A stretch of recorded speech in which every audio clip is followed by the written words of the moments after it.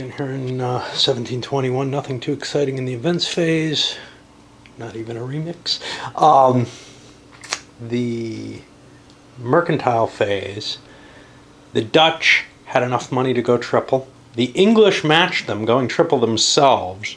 With their 5 structure, they had to pay a lot less. The Spanish were unable to, which meant they were subjected to competition. They actually lost a ship due to that. And now they're kind of falling behind.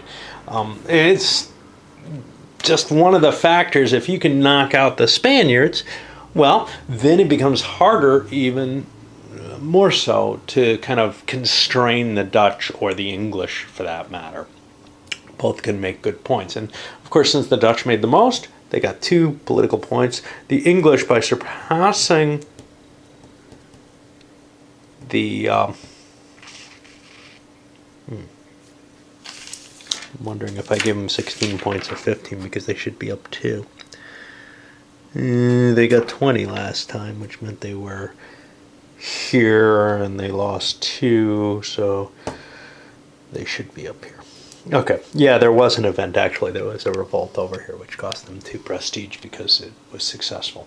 The fact that they lost... the fact that they were able to pay more than the Spaniards, who were smaller than them, and pay double. Oh, geez, I don't know if those are the same thing.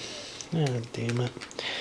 It's so hard to fucking remember all this stuff, and there's just nowhere that it all exists. Yep, making a mess here. Yeah. Okay, so if you paid the most or paid more than somebody smaller than you is when that's the one that's...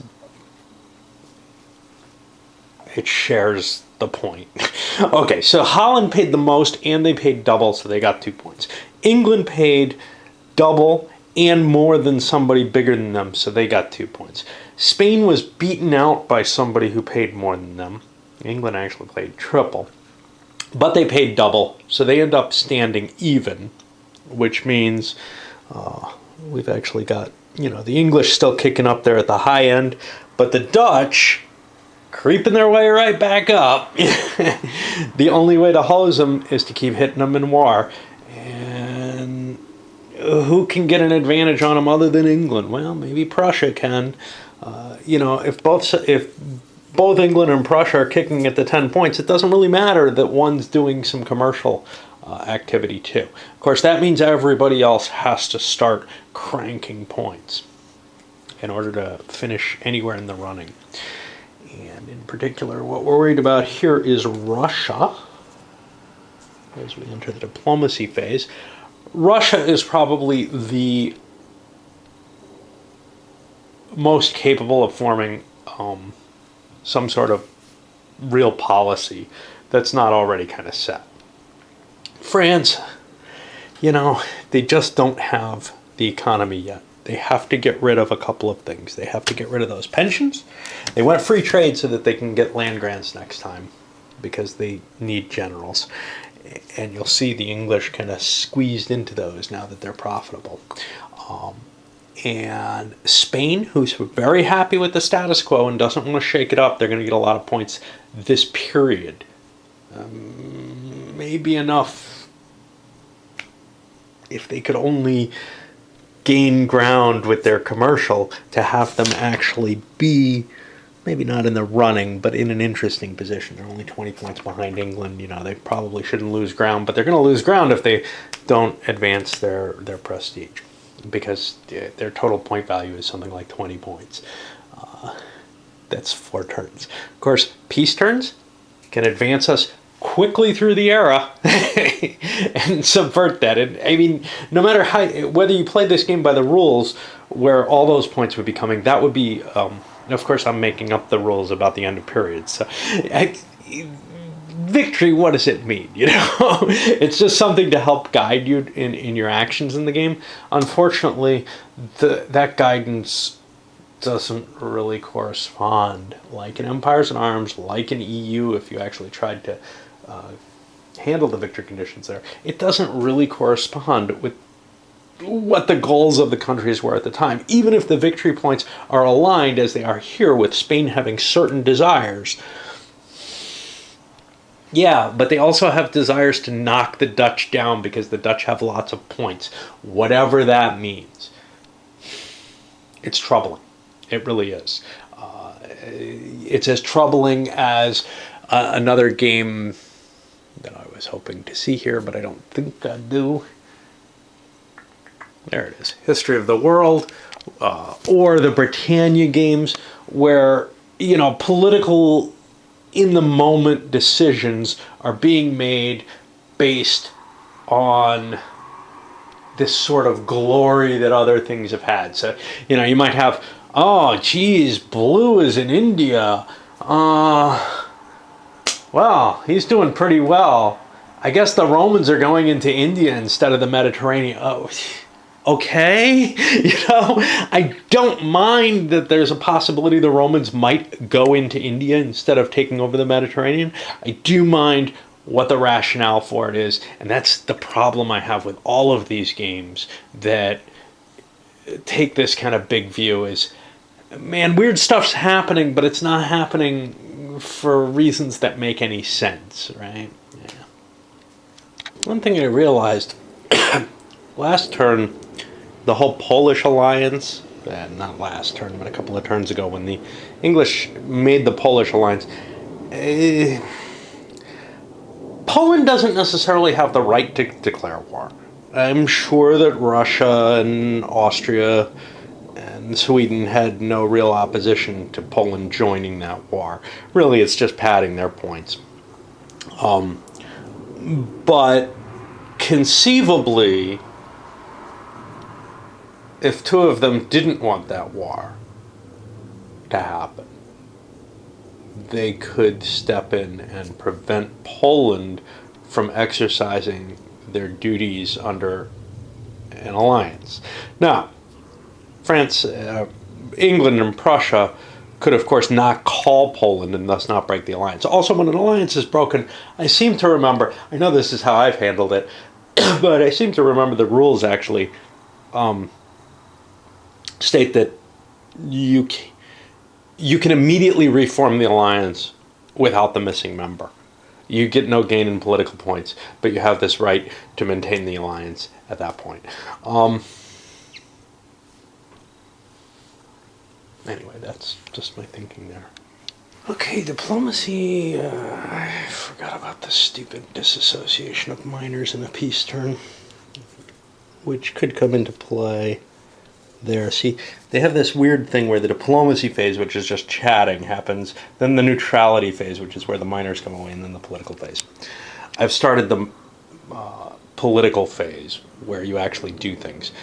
No alliances were formed. Russia tried to convince Austria into an attack on Turkey. Austria said, I've still got areas in unrest. I'm not sure how that happened.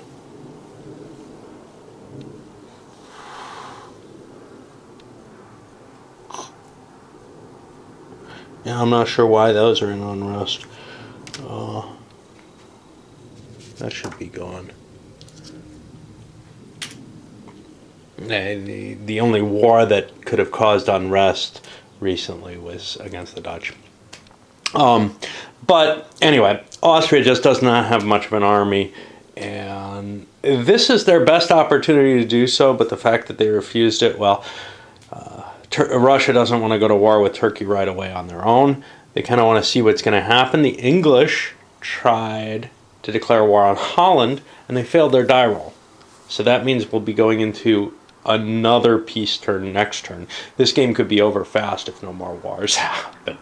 As to France and Spain, France doesn't feel like it's recovered enough. Spain feels like, hey, if I can make it to the end of this scenario, I get buku points for just sitting here. So I don't want to risk things, because even though France may not be ready for the war themselves, I'm not that advantageous. So always something you got to keep in mind is, what are the gains, what are the risks? You might have the advantage, but why throw it away? And I always in these games make a tendency towards peace when possible. I did have some disassociations actually. Palatinate and Morocco went. Now, Morocco going might be something to convince Spain to declare war on Morocco, but because they have a claim to it, but they don't want to spend 3 prestige to gain a territory that's not worth much, that they have no victory point gain for, even if they have a claim to go there. And someone like France could say, I'm defending Morocco, and then they're at war with France with kind of this weird situation of extra troops here and everything. They just don't want to face it. So that's not going to happen. The other thing I forgot to mention, I paid attention to the event chits, which I usually don't pay enough attention, but apparently I didn't pay enough attention while I was drawing them when I should have rolled them knowing it was a peace phase. The Spanish got their inheritance, which is Portugal. Now, this never actually happened. The Portuguese inheritance was long ago, but it's sort of a re-entry of a reunification of the nations, which, like the Hanover Alliance and some others, can fall apart based whenever a monarch dies. There's a chance that you lose control. And Turkey played and got themselves a naval minister, so, well, I don't know how much help that's going to be. They, I think, they still have a boat. They could expand their structure a little. An enjoyable day on my side, which is why I didn't get anything done, but instead of staying home playing video games and every now and then playing this, went out accidentally to a festival, and it was kind of fun, but it kind of pooped me out, and I haven't really been in the mood to do any gaming. Anyway, during this peace phase, I did the economic phase, and a number of the countries have seen some shifts in their economics. First of all, a lot of people tried to reduce their debt. Holland is the one country that has a debt that didn't. They only have a $5 debt. It's not really hurting them. They have their full army, their navy. They don't feel like they can do anything with it. And if they spend it, well, who knows? They're down here. Who knows how many turns that they're gonna be penalized? Because really, England's gonna hit them again and damage their prestige again and try to bring them down over the course of the turns. So what the Dutch hope for is turns like this one, where there's a general peace and no one can declare war, and no one succeeds in declaring war on them. If a war era happens, they could actually make a lot of book on that, except that the English will be able to have more chances to declare war during that. Maybe their best option is a big war happening concurrently with their own war, which is very likely. That lasts a long time, and they get theirs over quickly, and then they get this long recovery period. But anyway, they saw no point in trying to reduce their debt. Debt is not their problem at all. They've got their taxation from the company. Yes, they're out of money, but they've built everything at this point. France failed to reduce their debt. They made a 1-point try. Austria did a big 5-point attempt. And they got their debt down by 1 step. Sweden was debating doing the 5-pointer. Really in these cases it's, geez, do you want to lose the game and not get to do anything at the end of the game? Or do you want to lose the game and, at least maybe get some actions and get your prestige up for some part of the game, maybe win a war or something, not have a completely horrible experience with the game all game long due to having, getting your economy sunk early in the game. Anyway, let's see. The Russians failed to say. I don't know if they tried to expand their navy. It doesn't look like that. They have a pile of cash. Maybe they did. I don't remember for sure. Yeah, they must have. I made a roll against them. They have all their units built, so they could buy some more depots. Somebody got a kind of nice one here. Poland's one of the host countries. Turkey's one of the host. Turkey managed to get their debt down. Now, it's not really hindering them much. What's hindering them is lack of territories. Once you start stripping Turkish territories away from them, they no longer have the humongous army here. But that's still pretty powerful. Russia probably can beat it but with a little luck, the Turks might actually be able to turn things, and that's kind of scary. But Turkey can't really improve their position at all, where the Russians still had a little bit of opportunity. Not much more. They want to go into this soon. Spanish not building more boats, just building troops. It looks like France cleared up their pension problem. And that's big, because that's been hosing them almost as much as half their debt, basically, right? The die roll is 3.5 on average, but they've been rolling kind of high. Had some really ugly turns where it ate up all their excess cash, and now getting rid of that, their debt's a lot more acceptable to them. But they still are going to be spending prestige to try to get that debt down. They do have desires, though, to go to war with Spain, and Spain's going to have to look to, is there some sort of alliance they can make that'll help them? That doesn't... they have the Austrian alliance. That's one factor there. All right. So we jumped... That turn went until, through 1728. So we're going to be on a 1729 turn. Again, a peace turn. Everything should be cleared up. I've got some unrest I forgot to remove. That many years pretty much gets rid of it all. Leader-wise, well, Peter's gone. George the First is now George the Second. You have to make a roll each time there's a transfer. They got to keep Hanover for that.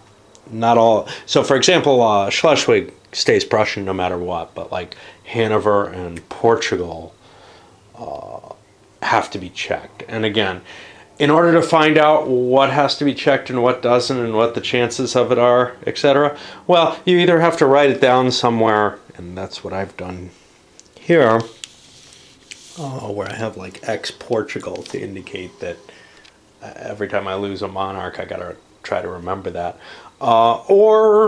This is gone. Or you end up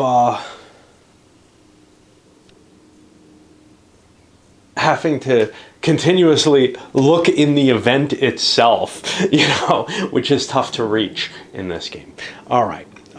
One thing, though, that I noticed was I forgot to put good old Prince Eugene on the board, and it ends up not having any effect. Austria wasn't involved in any wars during his period. But it might have affected diplomacy to know that I have a good general to put on the board. Other than that, not much. We'll see if we get a war this time. Right, last turn, this big peace turn, had me wondering, gee, there is this duality in my view. One is liking the peace turns because they're easy and lots of time passes and I feel like I'm getting through the game and making progress or something. But last turn felt handcuffed, like people wanted to do things and couldn't. And I could see that being a big grump, especially when, lots of time just passed by and I lost, leaders I was counting on and this, that, and the other. Well, such as. If that were very common, it would be a problem. But it really isn't. The event chits for this turn have come up, and they show why the game kind of doesn't devolve into these long periods of peace. For good or bad, war is still fairly likely. It's just not absolute. You can't just say, oh yeah, I'm going to go to war this turn. The English were unable to last turn. But for example, here we have a frontier casus belli. We're probably going to use that, so that's going to spark off a war between France and Spain. France feels like they're up to it at this point, having made a couple of reforms to their situation, and they think they can win that. Likewise, Russia has a frontier casus belli. They chose not to declare war last turn because they would have been paying the three prestige, and they didn't have any allies. But they might be going in this turn. So it's just a matter of the turns where no one is able to get a war off are unlikely. So then the question becomes, well, is it too often the case that you can get a war off because then the game just drags down to 1 year terms and 100 of those would really suck? Well, I don't know. That's something I haven't gotten a good feel for how happy I am about that. If my mood were different, I might be more pleased with the amount of action going on here. Shifting of the minors was enough to convince France not to go after Spain. They lost control of Savoy, and then the Spaniards, down here, got control. Because Spain had cash, France didn't. And it's hard, they were kind of counting on the extra army of Savoy, perhaps, but most importantly, not facing that much. They already had a kind of ugly position here with Venice and Denmark against them. You don't know whether or not they're going to come in, but the French chose not to use their casus belli. They don't have any real gain against Spain at this point, but there is the feeling that they should get the territories that they didn't get before. Always kind of, I get this at EU with Turkey. Oh, geez, I'm, 2 periods off, but at least I get, at the end of the game, there's some value to these. I don't know if there is in this, though. I don't think so. But we'll see. There may be desires to hold on to some of that territory for France. I wouldn't be surprised, so I don't want to look it up, but I am kind of counting on it. England failed their die roll again, which isn't unlikely. Now, Spain approached them with, hey, I've got a commercial casus belli. Let me into the alliance. And I'll give it to you. Well, and then, or I'll use it, and that'll allow, us to go to war with Holland. Spain's figuring being, if France attacks me, I want lots and lots of allies, and I want to humiliate them. England didn't go for that. Their basic feeling was, look, it's silly enough with Portugal in this, to tell you the truth. I don't even have to be in it. It's really a Prussian. They're the ones who can do it all on their own anytime they like. Just because nobody wants to support Holland is the reason. And Russia, however, did play theirs. As you can see, the Turkish and the Russian army looks not that much different from what it was, but the Turkish army's on the board now, all those feudal corps. And they approached Austria again, and Austria said, I just don't feel up to it. One of the big reasons being Austria still has a big debt. And that's part of France's feeling. Although Spain has a debt too, France's is a little more painful, and they just didn't want to push forward. Anyway, we'll go to the economics. Then we get to do some shifting around. And then we find out how many years pass in this piece, right? That's always one of the kind of more intriguing things here. You declare a war, but you don't know how much longer it's going to be. And it could actually put us outside this period. Nobody's terribly concerned about that. The real thing is that the Dutch are running away with the game.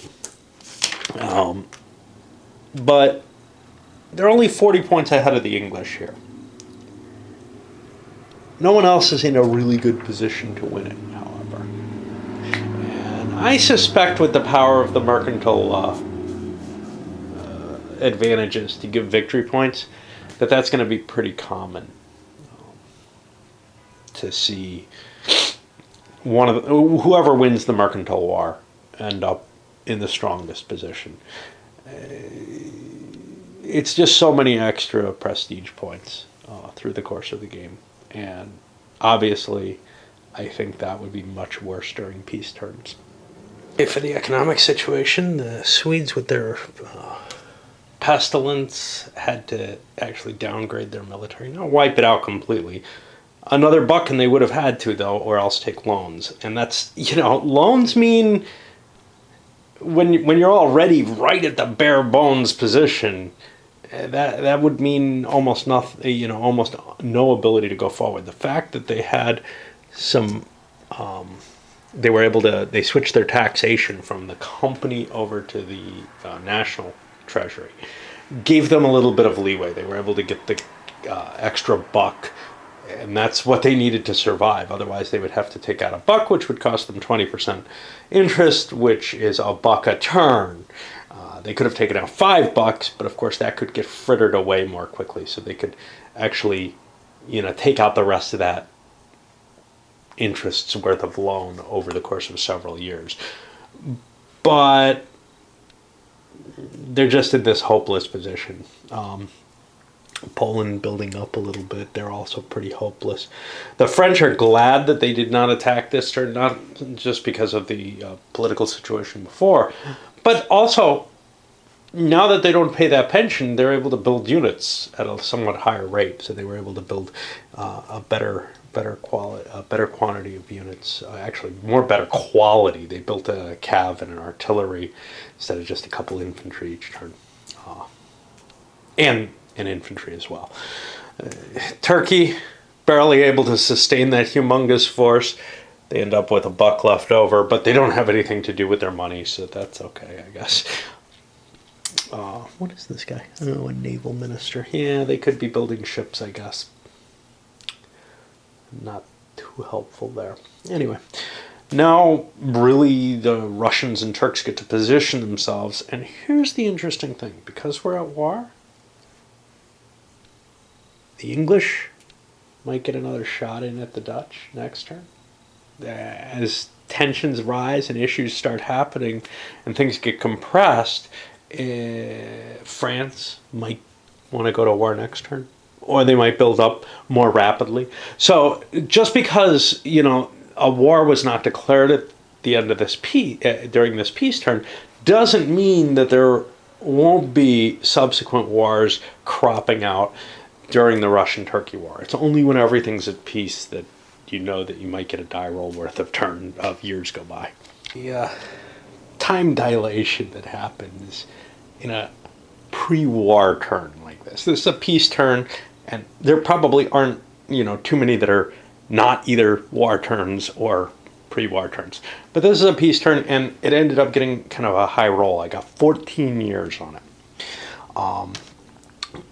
It feels kind of funny because it feels like, we're all prepared for war and we're moving our things. And then we find out 14 years passed during that time, which just seems really odd somehow. I'm not sure why. Anyway, the forces are moving together. Some attrition, basically. Some feudal units were lost. But by being kind of careful, depots are now pretty common on the board. Not a matter of, they're available now. They always were. But that I'm actually building them and paying for them. The early wars, I was not really too concerned about it, but I see the effects of attrition. But the biggest problem with the depots is it means you can't move your forces quickly. So over those 14 years, I couldn't reposition everything to the front. Obviously, the intense period is probably just a year or two. The rest of that time is probably not a time of particular tensions or anything. Anyway, I'll finish up the turn and come back probably. Okay, it's problem time.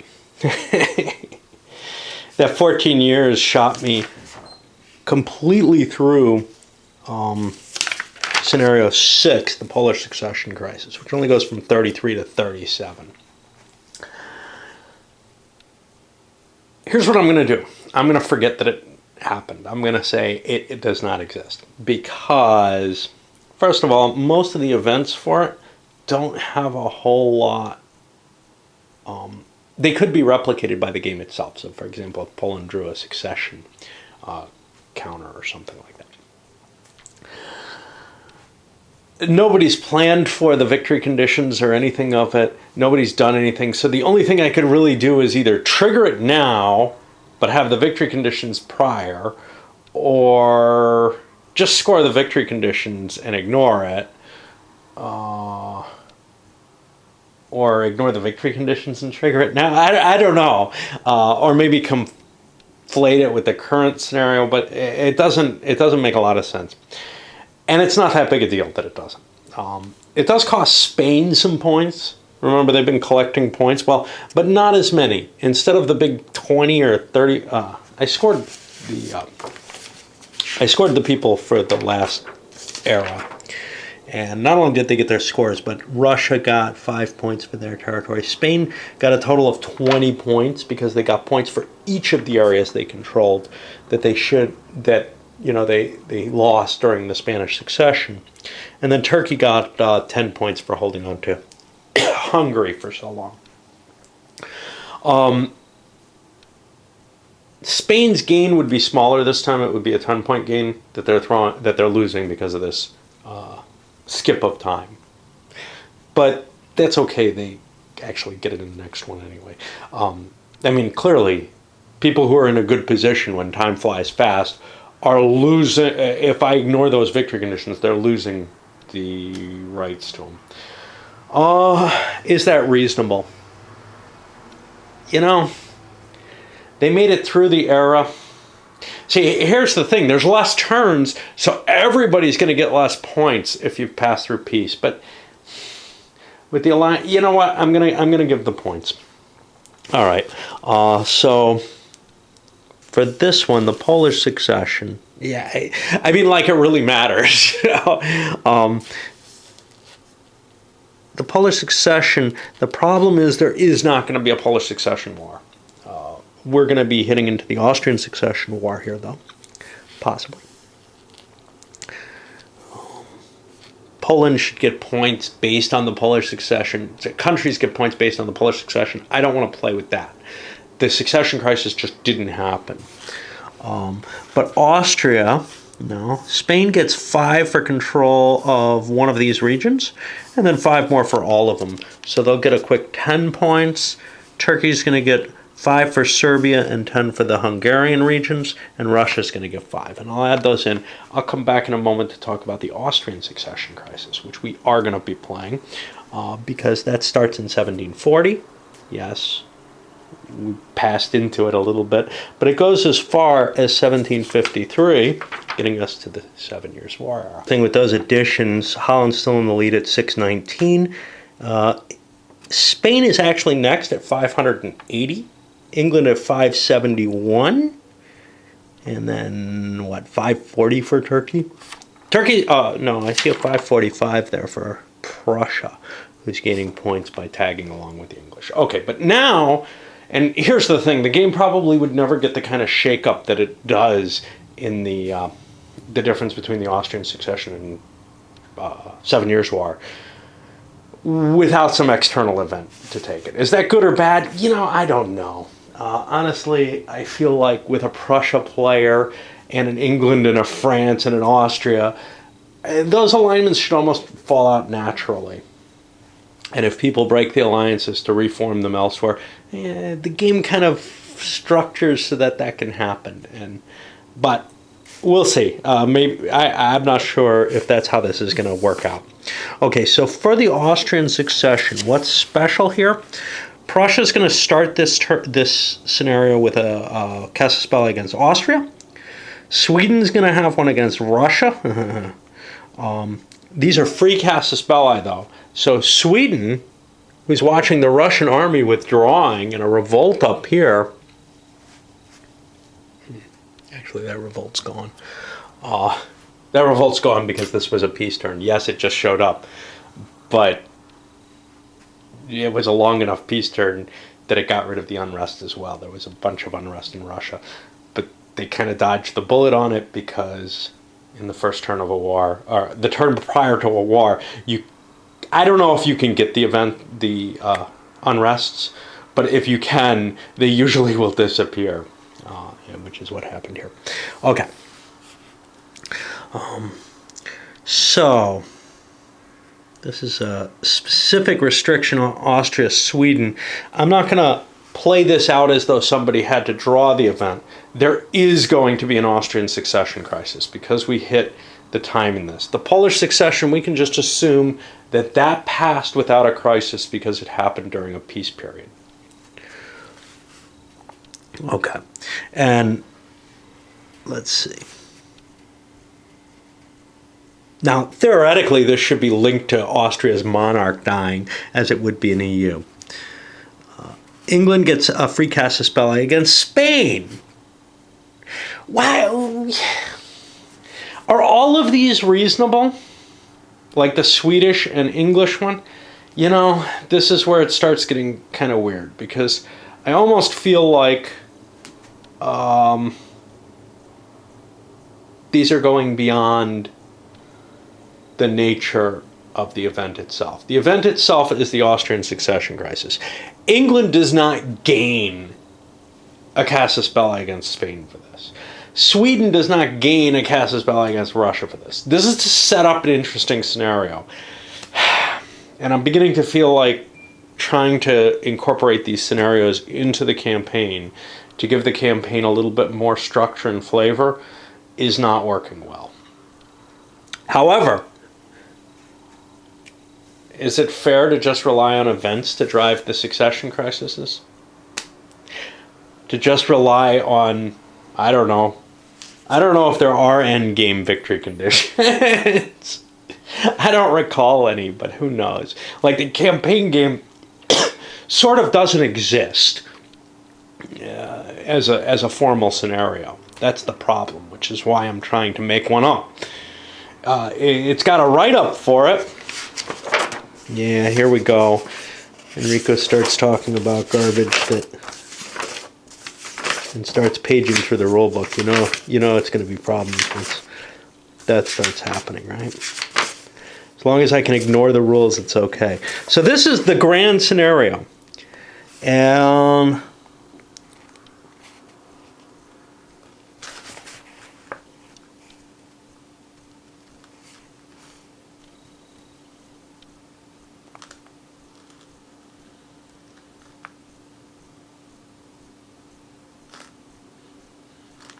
I think you're supposed to use the Spanish Succession War as the only modifiers to victory for it. So it actually does seem to apply there. And maybe that would make more sense.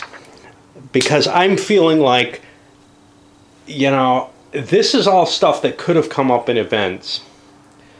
And, except for the fact that Bavaria, who's going to be the claimant to the Austrian throne, could not possibly be the claimant to the throne. I'm going to take a break and think about this some more before I continue on. Because I'm beginning to think that my experiment of trying to link the periods together has caused nothing but trouble. Although it certainly has given a fueling of points to countries who can do well in the eras where they get points. What it does, it may be unbalancing things in favor of that. There's no question of that. However, in terms of compared to the original, but damn, they need it, because the main way to get points is to have merchants. Well, I've started this game with playing the scenarios within the campaign, trying to do an EU type of model, and I don't think I can break away from that at this point. So let's see what I've got here. I'm going to give these special war situations in place. The problem with it is the game does generate the events that are spoken of. So, for example, a casus belli against Spain, that England might have, that would just be present no matter what, through the game's normal mechanisms of the chits. Of course, they have more freedom. Likewise, the succession crisis that we're looking at here would be acceptable, right? I mean, the game does generate that as well. What the game doesn't generate, though, is the victory point awards for the events that come up. And that means the Grand Campaign devalues territorial acquisitions during those periods in comparison to everything else. And as we can see from the victory points, territorial acquisitions mean nothing in comparison to the overall value of the merchant or mercantile enterprises in the game. those are going to allow you to boost your points. Now, constant military activity would matter. If you can keep a winning roll through the whole game, you could, as we're seeing with the English-Prussian, you can probably catch up to, maybe even exceed the mercantile. But on the other hand, the English have their own points that they're getting from the merchants. Spain has their own points they're getting from the merchants. So there we have positions 1, 2, and 3 are the mercantile powers, and then position 4 goes to Turkey, which isn't. So without a powerful merchant fleet gaining you lots of prestige regularly, I don't think you can win against the merchant powers. At that point, then, this becomes your number one priority. And that's where we're seeing Russia. Sweden's kind of fallen from that, but Russia at least is trying to say, the only way I can win is to get at least a couple of ships out there so that I can get an extra point of prestige every turn. That'll give me that edge in the running. Other people, though, like Prussia, they have no chance at this, right? They have absolutely no taxable locations. Turkey would have a shot at it. Austria has none. So they can't even impose the taxation policy effectively that would allow them to eventually get boats and start being in the running for the game. It's kind of troubling. Now, remember though, the game is intended for 5 players. So let's look. We have England and Turkey, a merchant power and a non-merchant power. Austria is matched with Sweden. That's probably not so good, but at least Sweden starts with merchants. Russia is matched with Holland. That sounds pretty potent, actually, to me. Prussia with Spain, again, merchant, non-merchant. And France with Poland. And again. So, I don't know what the overall victory conditions, though, with the dual powers is. I don't know if you add them or average them or what. I know that there's restrictions against them working together, which seems kind of funny when you have France and Poland, which did at least have the possibility of the succession crisis going in their favor. So, without thinking a lot about stuff that's in French that I haven't really assimilated well, that's going to be tough. Anyway, I'm going to try to work through using, adding those events and trying to add them as additional flavor to the game. Of course, they may not all be used. So, for example, does England really want to go to war with Spain? What will that mean? I don't know. Now, thinking some more about just the veracity of what the game presents. We have France, who honestly doesn't care that they lost, what is this, the Antilles, their Martinique, their great island that they considered so valuable, is virtually unimportant within the game. Now, I don't mind maybe that it's less important than territory in Europe, but certainly the colonies produced income in some cases at least. And I think there should be some specific cases other than the U.S., the 3 U.S. dots producing $1 for England. I think there should be some additional values there. The Spanish, the gold,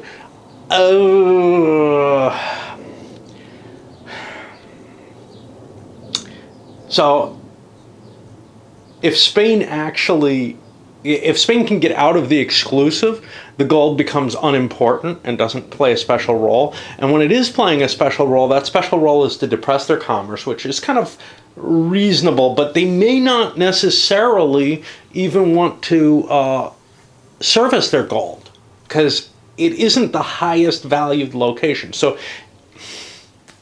if they have the exclusive, yes, they probably do, because getting, well, see, what they're going to get is, because it's worth, I think, $3 to them, gold is. Everyone else, it's worth 4 to. Yeah, it's worth 3 to them. So one of them they get nothing, but the government gets $3. The other one they get $2 for their company, and the government gets 1.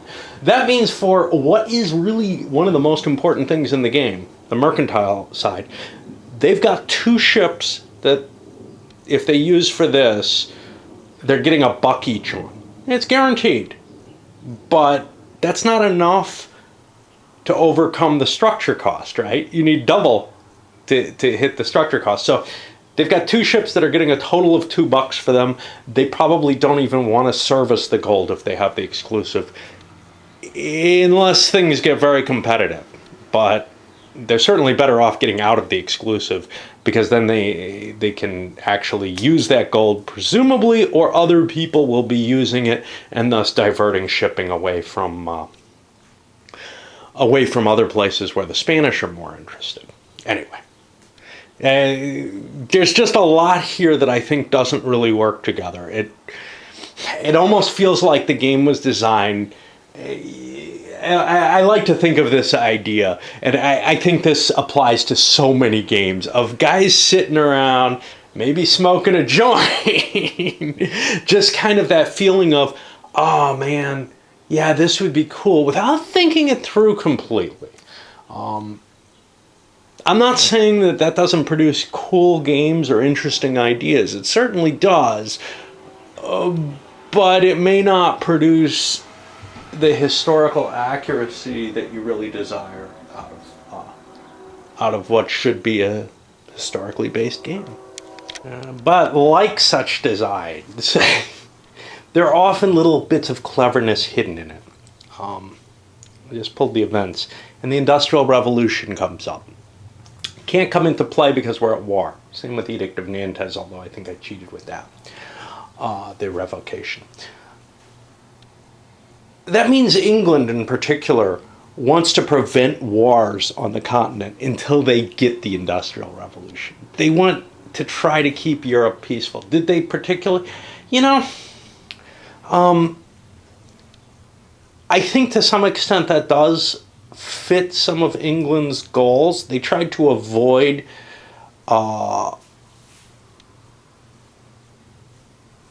an attempt to reinterpret the boundaries of Europe that were currently in place.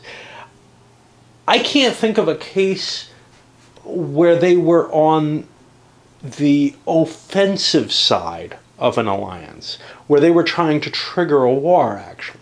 You think of England as being, one of the great powers at war constantly during the period. Against the Spaniards, the Jenkins Ear event that this is, I think that was, so their warfare was colonially facing, rather than European, which they certainly were interested in creating wars. Anyway, England has to make a choice here, whether or not to use its declaration, its free declaration against Spain, or continue its progress on Holland. We're not there yet. We're going to be in the commercial phase, which we have a decrease, actually. And yes, I'm struggling with trying to play at this point again, and with everything in my life. Ended up hurting my back sleeping, and I'm trying to use that as an excuse not to do things in my life that I need to, including this game. The first successful applications of a corruption chit. These are one that I tend to forget quite often. Some of them, like the peasant revolts, I do as well. But the corruption is particularly interesting because it's hard to actually use. You got to pay money And then you're allowed to prevent something. The Spanish were trying to go to a tax policy, figuring, hey, there's lots of people using our ports. And the English canceled that out as one of the people. Although they might have been kind of, I don't know, they were kind of a mixed decision on it. But in order to do it, you have to pay cash to begin with. And not all countries are particularly easy to do. So, for example, Holland is particularly hard to affect, and that's who they probably most wanted to affect. But this seemed like a reasonable idea and only took a 4 or more. So 50-50 chance. And England had a lot of money in their pocket. No one other than Russia actually has that kind of cash kicking around. And it's odd that Russia does, actually. Anyway, just thought I'd zoom in on that for no particular reason as I start the commercial phase and try to make decisions. It's, usually people don't want to make or can't make. Spain couldn't make earlier. Maybe last term they could have, but they couldn't make decisions to change their merchant policy. But they want that extra income, or they want to tighten the markets up. If it drives people away from their markets, that's fine. They can use their markets. Funny, I went to the markets, but I forgot to mention the events. We had quite a few this time, actually, in addition. I drew for everyone. I'm not following that part of the rule here, which probably is a mistake. Decreased value of commerce, which is going to come in play. Sweden got inflation. Spain and Poland, and these are off die rolls so that the countries more likely to be affected by it get affected. Spain and Poland got famines, and that adds to what? Sweden also has the plague still. But the kind of exciting one is the Tatary went into revolt. So we've got not really pro-Turkish, but anti-Russian activation out here. So we're going to have to deal with the Crimea before we can really get to the Turks. Although we can push through Poland for the economics without the extra money available because of our decrease here. Everything kind of went as expected. Everybody paid double. Nobody was in terrible shapes. There was extra money kicking around in some of the treasuries. Spain in particular managed to save money. They could have tried to build a boat, but then they couldn't have reached their double if they succeeded. And I've decided, waiting a turn for that die roll, which is at best a 1/3, but they don't have a Navy minister. That's an admiral. Just doesn't seem worth it. Now we go to the diplomacy, and this is where things get complicated. One of the things I'm considering, and I hope I remember it, is Poland. Although they have this famine, they're considering trying to repeal the liberum veto. At this point, Russia's involved in a difficult war, or what may be a difficult war, and they think there are the other forces near them are probably willing to let it go at this point. You might see some opposition from Prussia and or Austria, although they're more worried about Russia right now. Poland, victory point wise, isn't doing badly at all, 529 actually, but they have been surpassed by, say, Prussia, who's at 545. I assume Russia, not quite. Russia's only at 509. But there's worry about Russia's power at this point, not much about Poland's power. Whether or not they want a vibrant Poland near them, though, Prussia or Austria, when they might have demands at the end of the game on the Polish territories. When Prussia in particular has territory separated by Poland, which if the liberum veto goes away, they've got an issue. So there's these Austrian fleets are rebuilt. There's some definite concern that a Russian fleet is built, that these things are desirable. Ooh, I may have $10 here.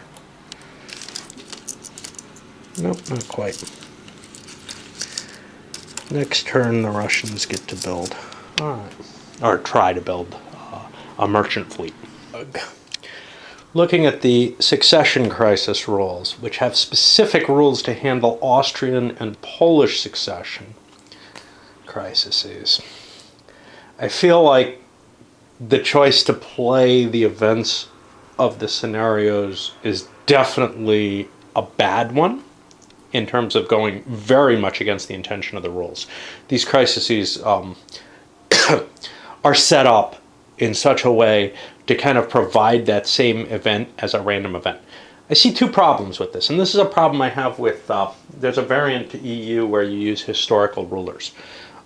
That problem is Maria Theresa as a ruler doesn't really make sense without being seen in the light of the succession crisis, right? I mean, why would you have the fact that she is who she is why there's a succession crisis there in some senses. It's as unreasonable to me.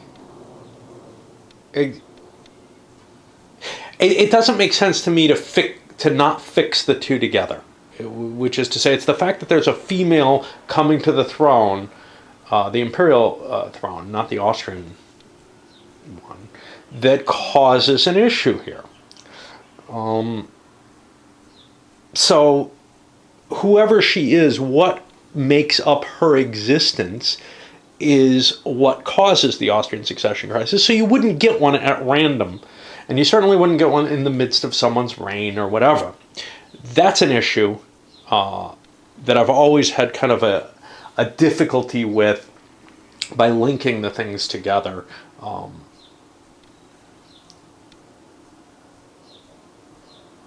I'm kind of missing my thread there. So actually in EU it would make more sense. But it would make sense for it to happen at her reign no matter what, or to have a chance of happening no matter what, rather than for the historical rulers to be in place and have the event kind of happen anywhere in the time period. EU has the same situation no matter what. The question, of course, is whether or not you have her reign predefined in the game. So it doesn't really matter that you have the predefined rulers, but if you have them, it seems more consistent to have the event directly tied to that ruler in some sense. So by disconnecting them, which both games do to one extent or another, it feels a little odd. And you'll have that with all of these issues, right? I mean, the Glorious Revolution is linked to a particular dynastic consideration. Every one of these. So by shaking things up and randomizing them there, but making them still follow the same kind of scripting, that's kind of a disturbing feature to any of these games. I almost wish that things could be more linked. So, for example, the Spanish succession crisis in EU works very nicely to say, hey, there will be a ruler at a certain point, and when he dies, if the event came up, you know in advance there's a crisis coming, which makes sense, and you know which leader it's tied to, and it's his death that'll precipitate it. That makes a lot more sense than just kind of, oh yeah, and now there's a crisis.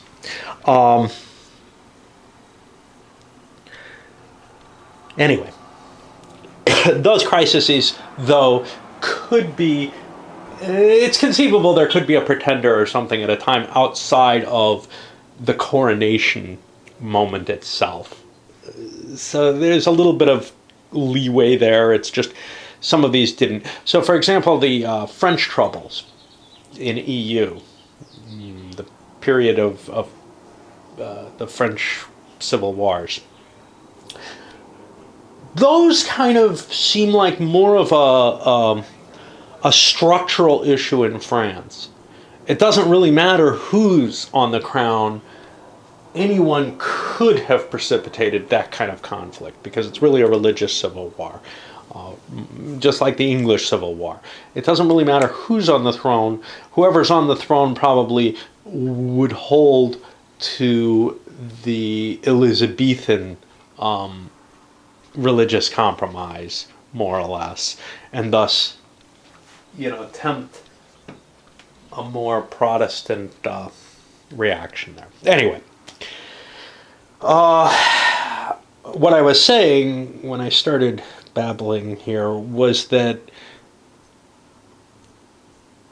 this is definitely designed in the to handle generating these events within the course of normal play without picking the periods. I've made my choices early when I first set this up, but I think they're the wrong choices. The problem with it is there does not seem to be a victory point link, right? So we'll see at the end of the game if there is, but Prussia's desire for Silesia, that's going to really influence the diplomatic situation here. So Prussia is very, very much not into a war with Holland this turn. And what's that going to do to the English? Because the English very much want, and they happen to control Bavaria, they happen to want Austria to maintain the crown. So I'm kind of piecing this together in my head as I try to get a grasp on what this situation is like, because there's so many different pieces to what I've taken on here. None of which would really apply, or most of which wouldn't apply if I took the special case here, which seems to really only affect Austria. It doesn't force England into, and maybe that's sensible, into being in support of a strong Austria. To tell you the truth, England's interest in a strong Austria was more as a counterweight to France, and they probably wouldn't have backed out of their current alliance with Prussia. Now you could say, well, England pulled out of their alliance with Austria for the 7 Years' War and did that kind of switch almost in a nonsensical it's very difficult to argue that makes sense, that they would switch from a pro-Austrian to a pro-Prussian stance, and likewise that the French would mediate for that. I remember seeing some discussion on why this all happened, but I don't have a good grasp on it, unfortunately. Poland, though, they do not have the option to renounce the liberum veto, because this is not a general peace turn. They could have done it last turn, but no matter what, in a general peace turn, they have to do it at a point prior to when all the declarations of war happened. Now that would have ensured a Russian attack on Poland. It would have ensured it. Anyone else? Maybe. But we're not going to see Poland doing anything exciting here. Here's the fallout. Huge alliances formed. The Prussian refusal to allow Austria to ally with them in England and Poland breaks that alliance. Well, not really. England breaks the alliance, and without the perfidy chit, which France is holding, nice time to be holding that sucker, actually. England goes and turns and says, let's make an alliance with Austria. Obviously, Prussia's on another side of this and wants to join the war. France is, even by the event chits, would be the first choice of a country to be opposed to Austria here, if they wish it. They do. They would, under the chit, had that been played, get the option to pick one of the German powers to be the pretender, one of the minors. So, again, it does actually handle the event better than I thought it did within the sequence of the campaign game. They do choose Bavaria in this case because that strips it from the English and also has a fairly decent sized force. Okay, but what alliances are formed? Well, a lot of people who have changes in mind in the current situation are working together. So Prussia, who obviously wants Silesia, France, who honestly, they're looking at trying to avoid a last place finish at this point, and trying to restore some level of power to a country that should have been one of the major dominant factors in the game. By doing so, they take Poland under their wing. Poland has an interest against Austria and likes the Prussian alliance for what it might mean against Russia. So there we have three. The English obviously supported Austria. They asked Austria, hey, can we ally with you? And Spain, your current ally. There was an agreement there. Spain is the bigger power here out of all of these. They're not really thrilled with the fact that they're getting pulled into a French war. They could have refused. They could refuse to come in on this alliance and cost themselves 3 prestige and sit it out. And that would be a major, major betrayal. But, you know, they're not terribly committed. They don't have to follow the succession that they had from the Spanish Succession War that puts them as an Austrian ally anymore. The time has passed where that is a requirement. So we don't know whether or not they're going to actually be in the war. I have to make a decision on that at this point. The question is 3 prestige worthwhile here? You know what? Spain is going to burn their 3 prestige and refuse to honor the alliance.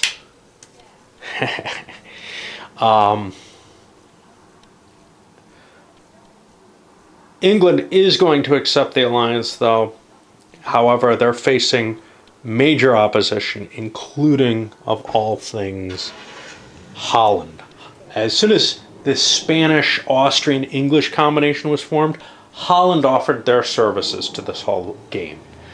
And the French, not really caring about Holland too much. The Prussians, worried about Holland, there's no question, but not really thinking that they can exceed either England or Holland with the alliances they were having, is looking at maybe a second place finish by aligning themselves with one or both, one of them at different times. In this particular case, it seems more valuable to allow the Holland alliance. If they didn't come in with the Prussians, they probably wouldn't be able to get the English to agree, though. The English are very strongly anti. And yes, I think this is the war that we're going to see here. With the Spanish sitting this one out. They would rather look to their own needs. They don't really have a desire for a war against France. France desired the war against Spain more than the other way around. And obviously England's not using their casus belli against Spain. They could, or actually Austria gets one now too for the broken alliance. And Sweden's not going to use theirs against Russia. They've got too many problems. They're going to wait it out a little bit longer. Maybe they have a counter. They have a religious fanaticism which would allow them a free casus belli if they didn't take it this turn for other reasons. So they're going to hold off no matter what. They may be losing that, though. There's not that many counters left in the cup, and there's a remix sitting out there. All right, so I got to place a lot of troops and all kind of other stuff here. And there's something else I'm forgetting, but I don't know what, because that's kind of the definition of forgetting, isn't it? Oh, it's been a long time since we've had a really painful, oops, I forgot to take care of that. I haven't assigned leaders yet to the Dutch. They're all going to be in one space, so we can just see how many it's going to be. It's just going to be 2. I need this cup instead of my other one. Really painful economic, political phase, what it's called, or royal phase is what it's called. Where lots of people are worried about playing for war. And I had a little bit more understanding of playing my chits. I still haven't done a very good job of it, I think, But we had things like, I caught after the fact, Austria wanted to play a peasant revolt on France. But I also see we've got an emigration here. I'm not going to play that this turn, even though there's a high risk of losing the chit. I kind of want to see what I can take. I can't take a named leader like Saxe, which actually is kind of weird because he was kind of a wild card, actually, when you look at it. You got a revolt going down here on French territory, Russians getting some unrest in their territory. Poland, Key got an unrest where they raised troops. Prussian unrest, just, a lot of painful little events to deal with here. Austria remembered to play. They had a forced peace. They tried to knock France out of the war right off the beginning. Just push them right out. They didn't get the success on that. That would have helped them a lot. Because England and Austria Austria is fairly mighty still if they have somebody to bankroll them. Unlike Prussia, they can't afford their own army with the big public debt of 40, but England can afford it. And likewise, Holland is another rich power which can afford to bankroll someone. Spain and France, not so much, although they count as rich powers. They could take out war debt to bankroll someone, but they don't have the cash on hand to just float it immediately. And now I'm beginning to see the kind of interesting interplay where I could see a France or a Spain taking out the war debt loan in order to help fund an ally. It's an expensive proposition, though.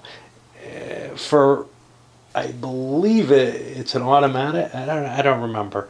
I think it can range from 5 or 10 pounds of war debt, which could be a buck or two a turn. But it does produce 1 unit per turn for your ally for the remainder of the war, which can be a pretty powerful subsidy, to tell you the truth.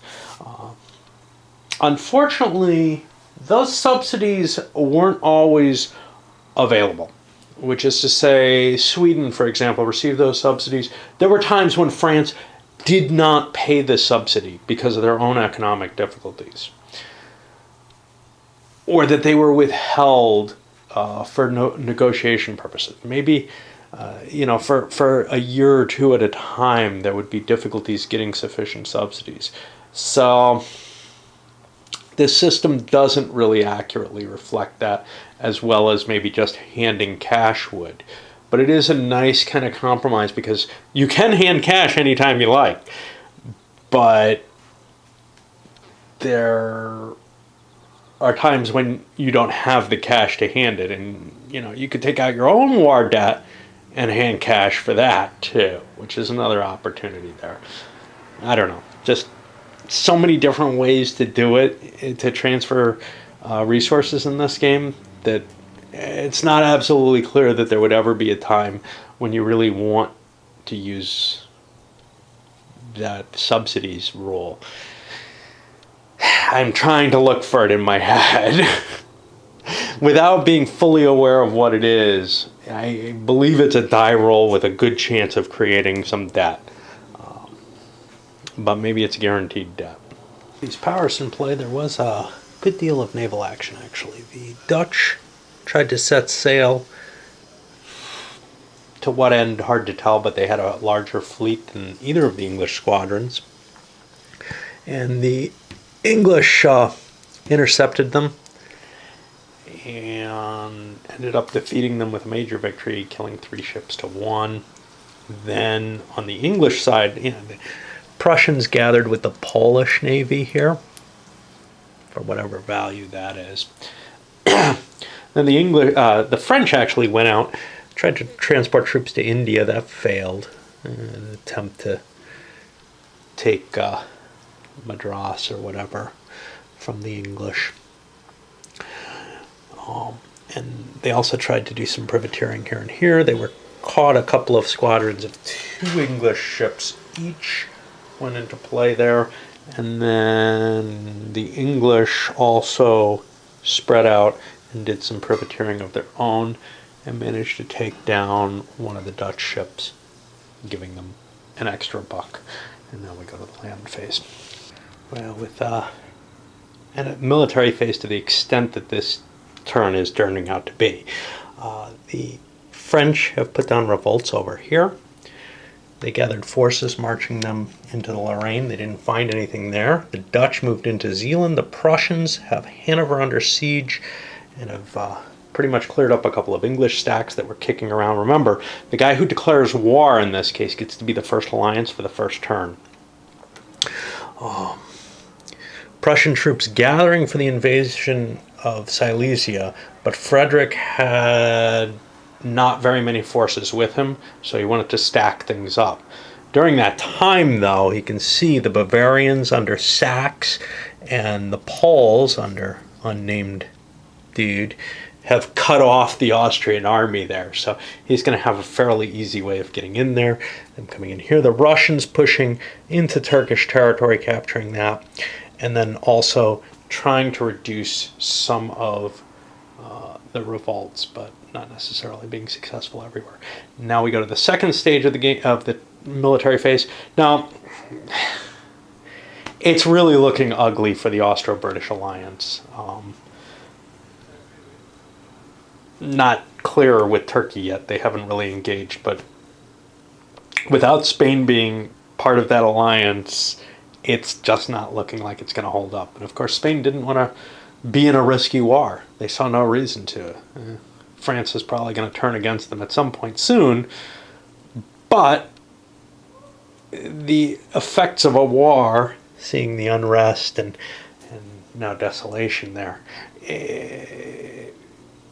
tends to put that date off, and it may be put off long enough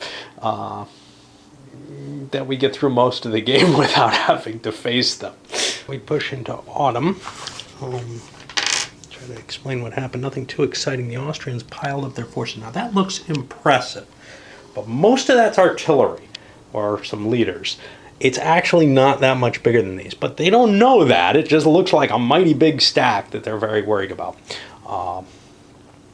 And, well, they were able to evade being intercepted as they conglomerated it next to the Polish.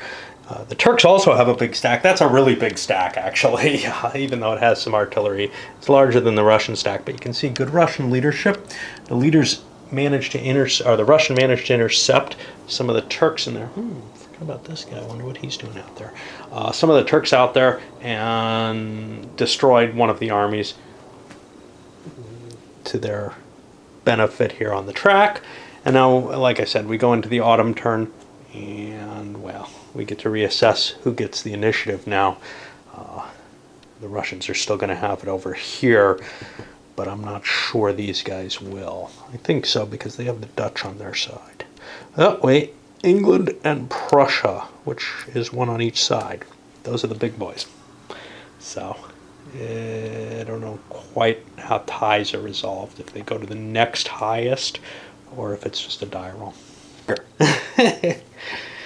I was looking to try to find the initiative rolls, and, well, crap. That didn't help much. I ended up finding something else instead that I've been doing wrong. The voluntary dropping below or dropping to a level 5 prestige, you can always refuse a war or refuse a peace demand or accept one if it means you're... I don't know. I kind of like the gamey aspect of being able to either force a peace or force a non-peace. To some extent, I don't like the fact that someone can surrender no matter what, like, and not lose significant territory. I feel like there needs to be something in there to prevent that. Now, of course, I've got that you lose 4, I lose 2 deal, which I think is sufficient there. So I'm just not sure how I feel about this one. I know that there was a reason that I kind of liked some of the gaminess around trying to propose an acceptable peace to propose an option where the person could choose to could either be forced to choose a piece or choose not, or be forced into a position where they don't have the right to choose a piece. I kind of liked that, actually, I think. I just feel like there are times when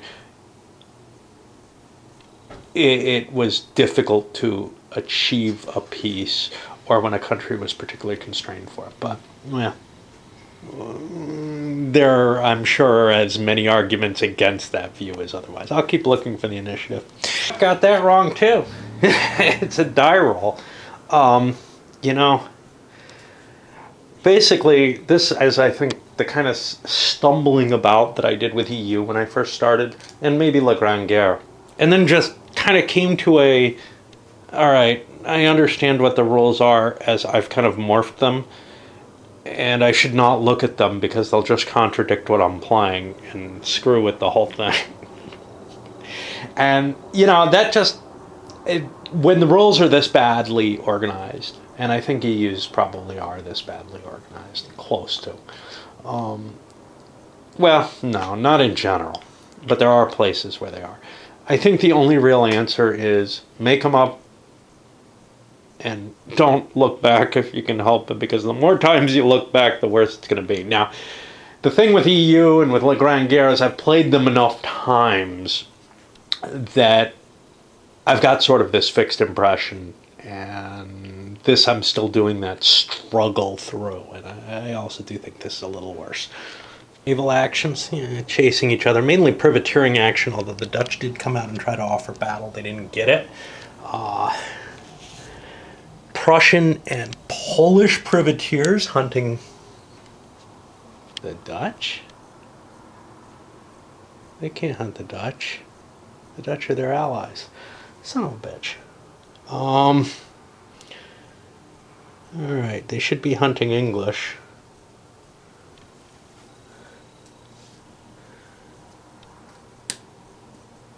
I don't know what I'm doing. God. Alright, well, they can't really... Let's see. They couldn't really hunt there. I thought they were allied with the English for some reason. I was able to slip past the Dutch. Okay, I'll tell you what. We're going to have the Prussian and Poles stay back here. Not there. And just say they didn't hunt. Yeah, they... I don't know why I was hunting the wrong country. It's very hard for me to handle these big alliances. Anyway, the French didn't get any successful privateering, and they were defeated by a Prussian navy, which shouldn't have happened. God knows. I don't know what the hell I'm doing. I think I put it here. I got no idea what's going on anymore with these different alliances. I can't keep track of it because they're too fluid. Yeah. What the hell am I doing with the French? I don't really want to spread out because then the English could try intercepting them. But I could hit here and here, and I didn't test those. I have no safe way of getting the Baltic fleet out without being in danger of hitting the English being able to intercept them. So, unless the Dutch can clear them out of the way, that's not going to happen, I don't think. Of course, the Dutch could sail back, collect them, and then have a bigger fleet.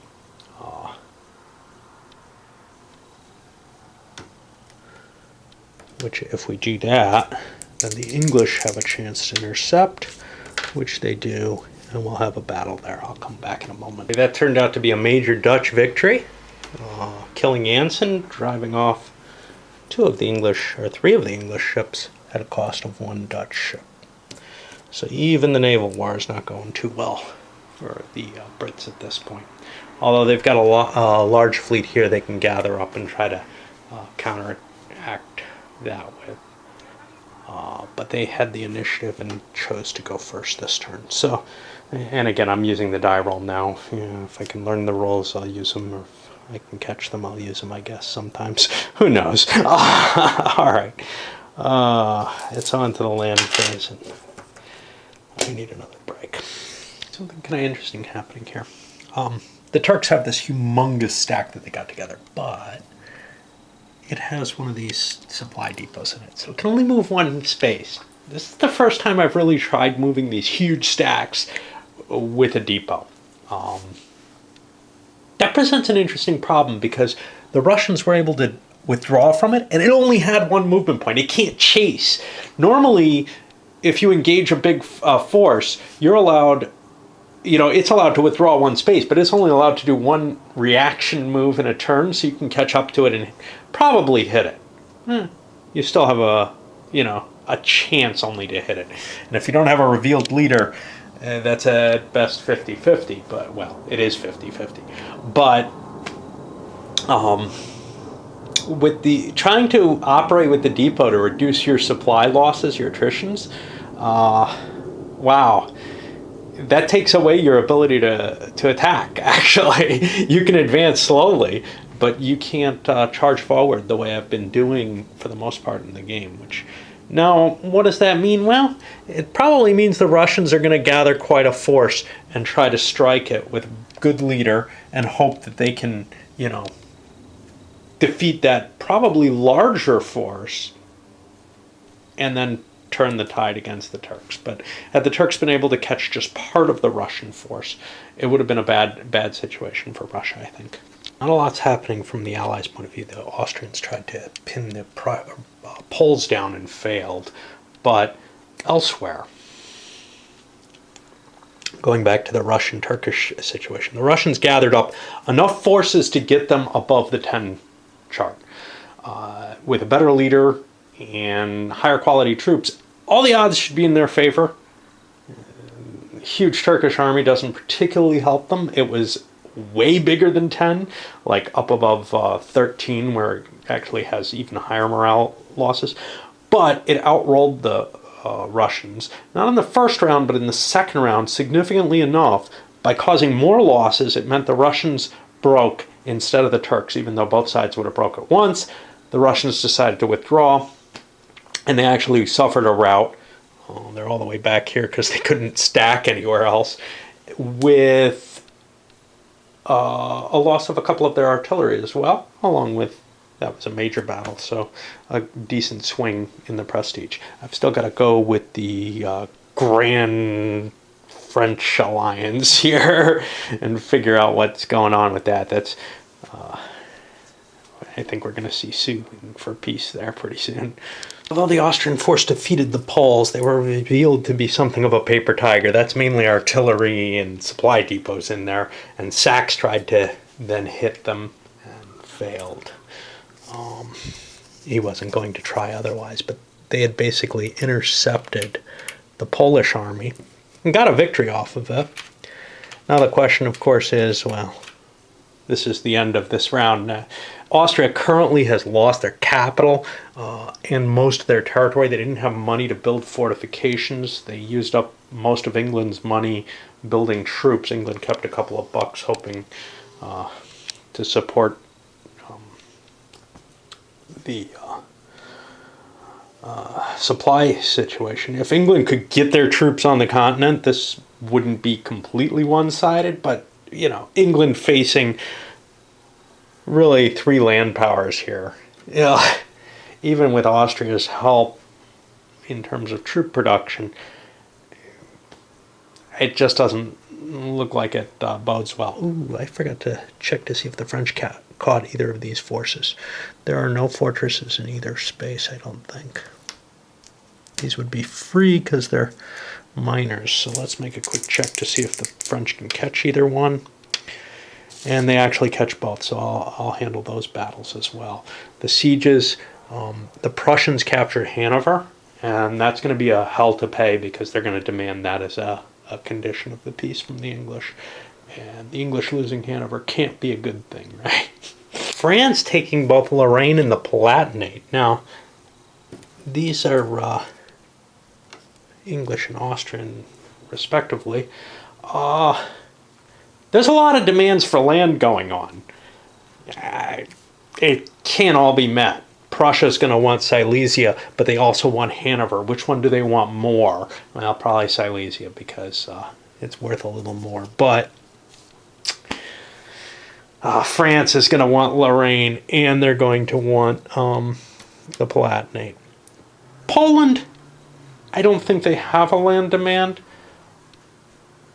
Holland would love to get Zealand back, but they didn't capture it. So they're probably going to be SOL on that. I don't think Poland has claim to anything Hungarian territory. Maybe this. Oh, look. Anyway, this is the end of the military side of things, and we go on with kind of the end of turn stuff, the life phase, and victory points, and see whether anything disappears. Well, that puts us up to 1745. Almost everybody's at war, and we didn't get the unlucky rolls or whatever. Lucky for the people who are kind of low. I noticed something I'm screwing up. I at least once moved Poland instead of England. The damn counters looking essentially the same color-wise. I made up for one, but I don't know if I've done it before other times too. Anyway, well, that's where we are. Austria not looking good. After this peace, we're going to see a boost for the players who get any conditions out of it, I guess. But I don't know. Anyway, we're going to load this one up. It's been a long, long video, about an hour and a half.